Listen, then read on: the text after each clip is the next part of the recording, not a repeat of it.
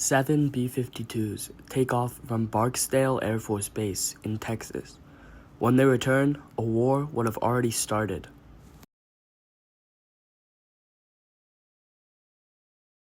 The reason for this attack is Iraq invading Kuwait. They invaded Kuwait to fund their war with Iran over the 80s. They had hundreds of planes and were crippling in debt. Even simple government functions were becoming very hard for the Iraqis. So, they accused Kuwait of slant drilling, where they start in one country and was taking Iraq's oil. This was false. Iraq invaded Kuwait.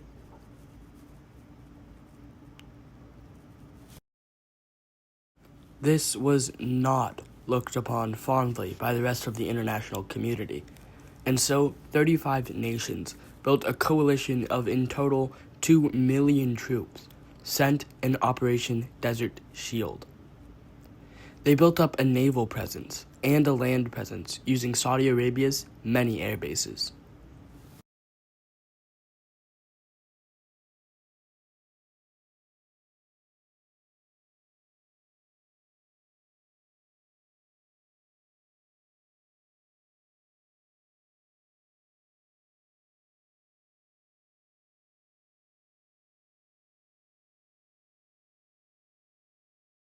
Thousands of tanks, planes, helicopters, AWACS control ships, and stratotankers, as well as a massive naval presence in the Red Sea, all hinting at an invasion of Iraq. The Americans mainly operated the northmost carrier group, while the British and French held the majority of the ships in the Red Sea carrier group. The buildup of coalition forces was not out of the blue. They had been warning Iraq for over 2 years now to withdraw from Kuwait, and now it seemed as though action was all but necessary to kick Iraq out of Kuwait.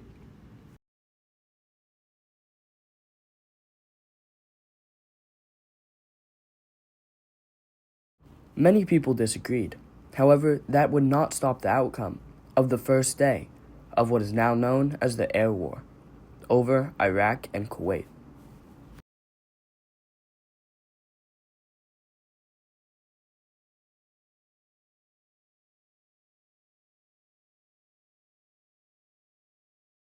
The B-52s finally arrive over the Middle East, specifically near Israel. They continue with their flight path.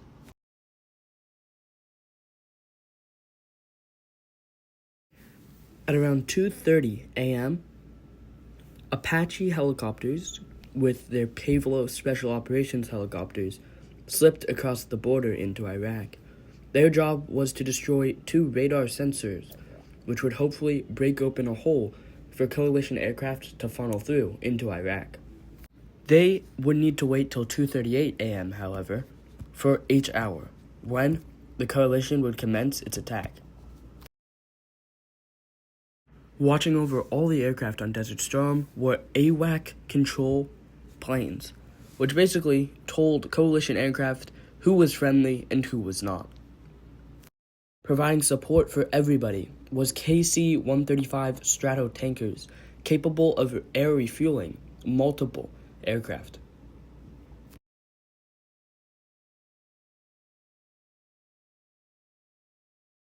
They would circle around at multiple points, giving aircraft necessary aerial refueling to complete their missions that were designated to them in Desert Storm.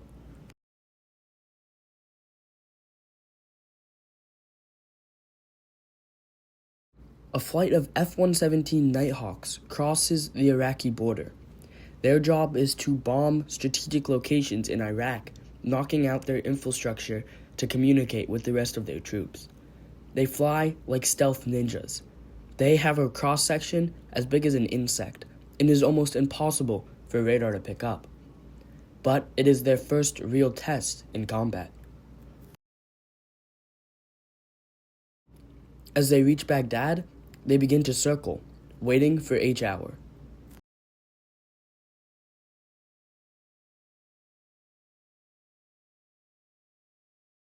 Meanwhile, the B-52s unload their payload. Tomahawk cruise missiles. Although these are the first shots of the war, they will not be the first to impact. Similarly, the U.S. Navy and other coalition navies unload their Tomahawks from their ships. These Tomahawks are set towards Baghdad, the capital of Iraq.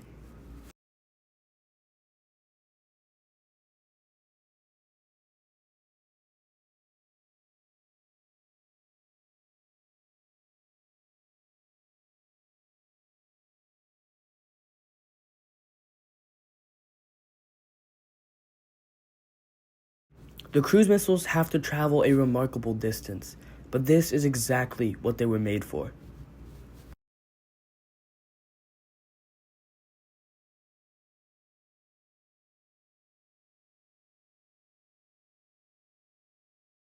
As the helicopters arrive, the order for H-hour is almost here.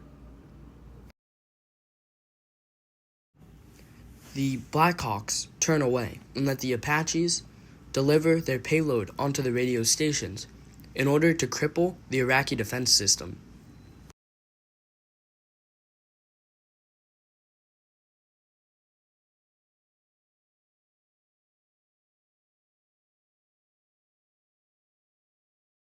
They unload their volleys of rockets, machine guns, and cannons, first targeting power circuits before eventually targeting barracks and the radar dish itself.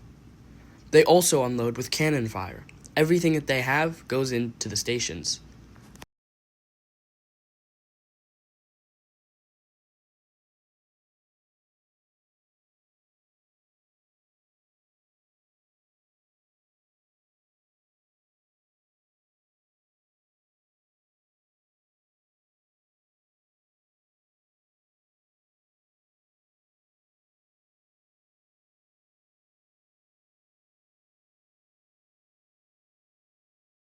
They then turn back over the border, knowing that their job is complete. The next aircraft to jump over the border is F-111 Aardvark bombers, followed by a strike package of F-15 and F-16s that are paving the way for their bombing runs.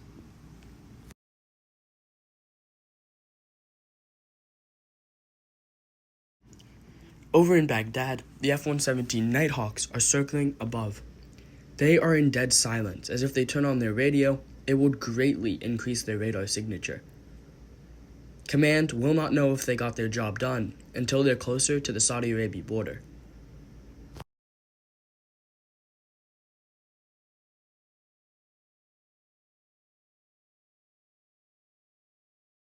The only way the command would have a tiniest hint of what happened is if they watched CNN. CNN had a live feed coming from Baghdad, expecting an attack. It was routed through the International Communications Center, which was one of the F-117's targets. If it was hit and destroyed, well, their job was complete. So, in the command room, they had CNN pulled up on one of the monitors. The F-117 Nighthawks unload their payloads, looking for key infrastructure that was marked in their flight plan. In the control room, they lose the CNN feed. The control room cheers. They know that their boys have completed the mission and are now heading home.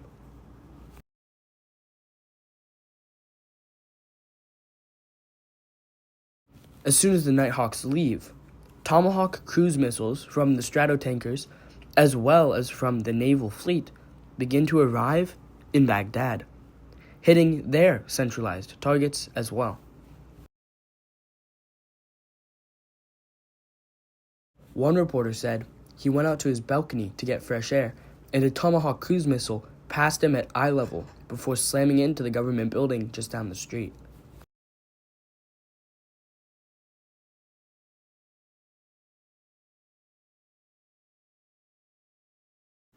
The attack was relentless, pummeling all the city's infrastructure, making it extremely hard for them to respond to any aerial infiltrations, and super hard to even scramble fighters to intercept.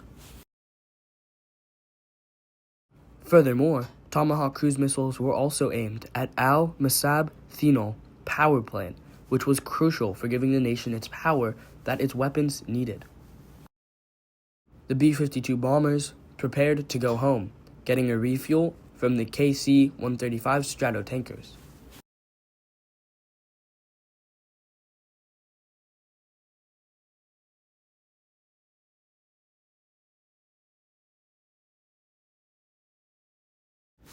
Coalition aircraft of F-15 Strike Eagles, F-15C variant, and F-16s all puncture through that little rift, as well as American F-14 Tomcats from the naval fleet.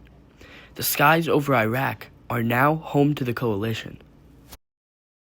The predominant air superiority fighter used was the American F-15C Eagle. Its job was to escort a lot of the bombing missions of F-16s, as well as other bombers, including the F-111 Aardvarks.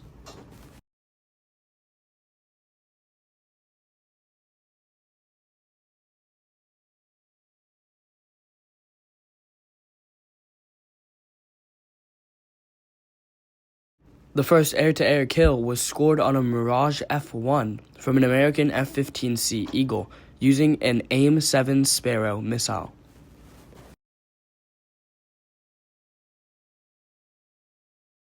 The other Mirage was still hot on the Aardvark's tail. One F-15 pulled out, trying to save the Aardvark. The Mirage, while trying to avoid the F-15, crashed into the ground. The Aardvark was credited with the kill, being the only bomber to get an air-to-air kill since World War II.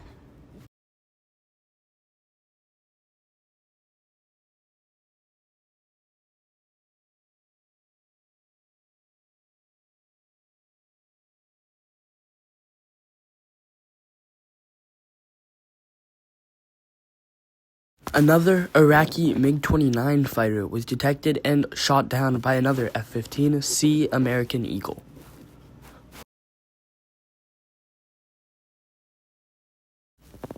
The strike package's main goal was to hit anything from ammo depots to tanks and other vehicles, as well as radar stations. Massive flights of coalition aircraft would be entering and leaving Iraq all at the same time. It was very chaotic.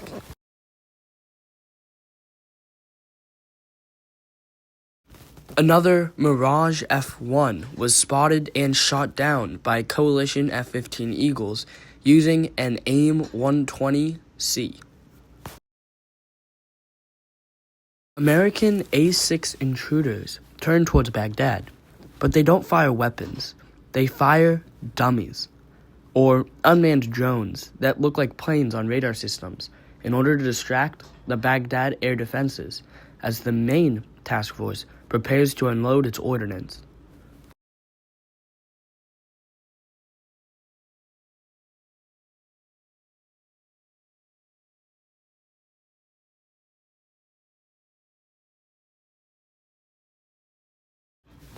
The main task force begins to arrive, and the plan works incredibly. F-18C Hornets as well as F-4J Phantoms unload their payload on Iraqis' defense systems all over the city of Baghdad.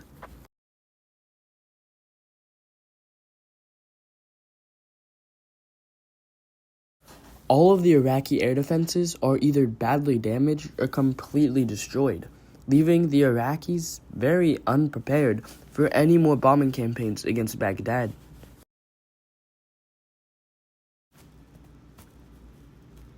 Meanwhile, another strike package targets radar stations, once again on the border between Iraq and Kuwait.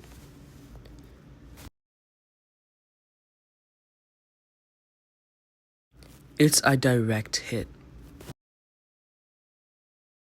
More B-52s take to the sky to unload their ordnance, this time from bases in Saudi Arabia. The B-52 was the main bomber used by the coalition to just straight up destroy stuff.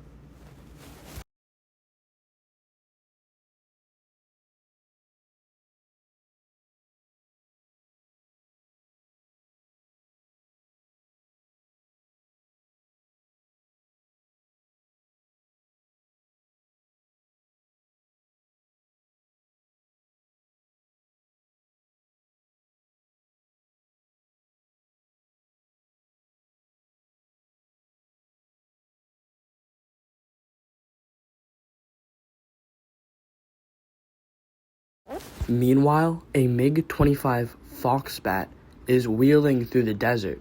When it gets in its crosshairs, an F-18C naval fighter jet. It shoots one radar-guided missile, and the plane goes down, marking the first American casualty of the day.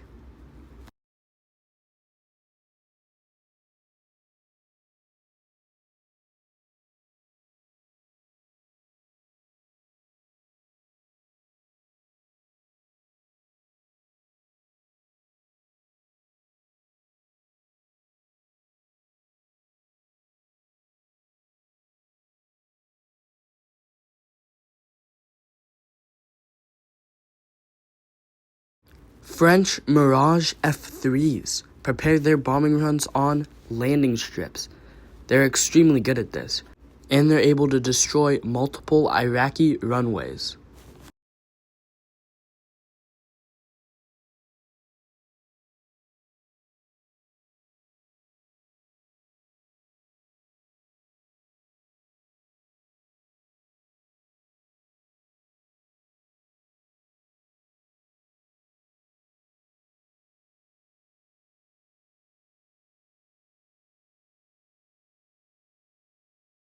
Before turning back and heading home.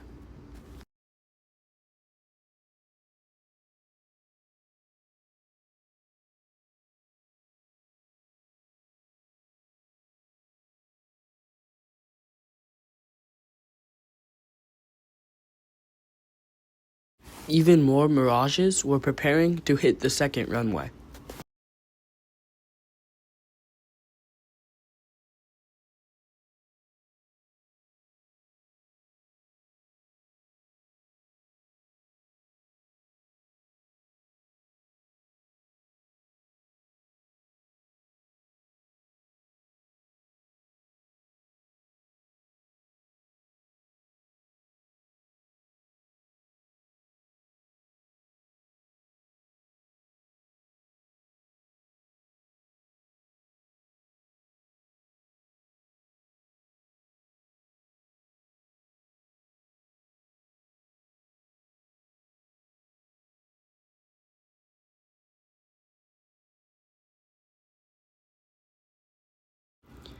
They were successful in this attack and did destroy the runway, but unfortunately one of them was shot down with a surface-to-air missile, marking the second casualty for the coalition of the day.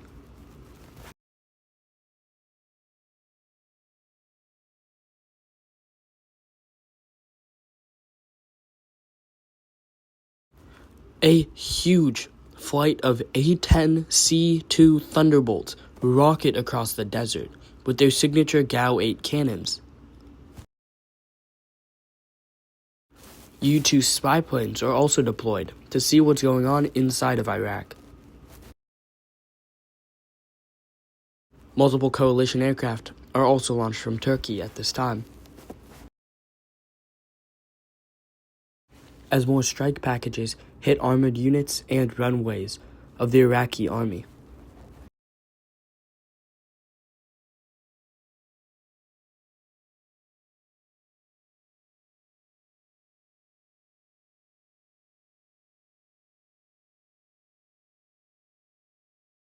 A strike package of 4 A-6 intruders try to attack another runway. One of them is unfortunately hit, although the pilot is able to eject.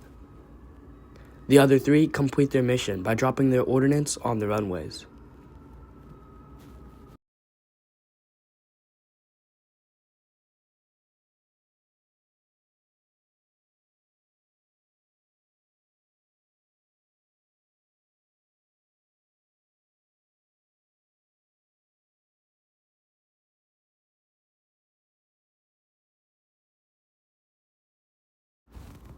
The Gulf War was a devastating part of history that just proved how much destruction humanity can cause. This was just the first day of the air war. There was much more to this conflict than just what I showed you today. But I hope this helps you deepen your constructions of this war slightly more. Anyway, I'm Max Hayes, and thank you for watching. Gradually, attacks are shifted towards degrading the Iraqi military itself. The ground invasion of Iraq to liberate Kuwait will begin on the 24th of February.